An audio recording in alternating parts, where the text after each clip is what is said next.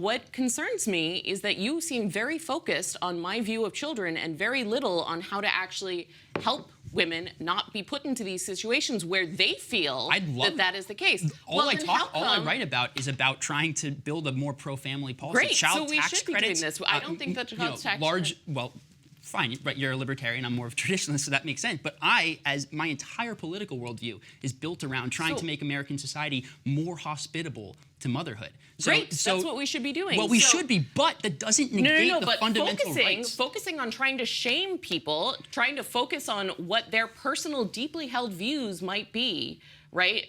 Trying to it seems like you don't care about the incentive structure. It seems like you just want to push people's view on how they should view it the same way as you. Instead, why don't we talk about creating the type of world where they don't view it that way? Right? Why don't we make a world in which we have better access to birth control, where women don't get held back in their careers because of this, where women are safe and able to have children, and where medical care is better. The United States has a very high rate of maternal mortality. And, those are the things we need to be addressing. Well, none of those are things I disagree with, but the difference is... The difference is that you want to focus on shaming women rather than actually addressing the things that makes them feel a certain way. The last thing that I want to do is shame women who have abortions. And yet, you keep turning this discussion back. The last thing that I want to do is shame women who have abortions. Abortions are a horrific, tragic thing, and the vast majority of women who get them have been talked into them by propaganda from the abortion industry that tells them that it's just another medical procedure.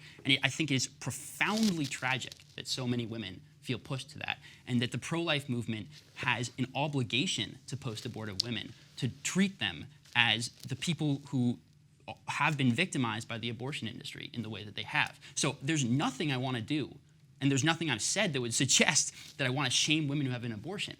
That does not negate the fact that abortion, you and I agree, is killing a human life. And no civilized society should have legalized mass murder of unborn children.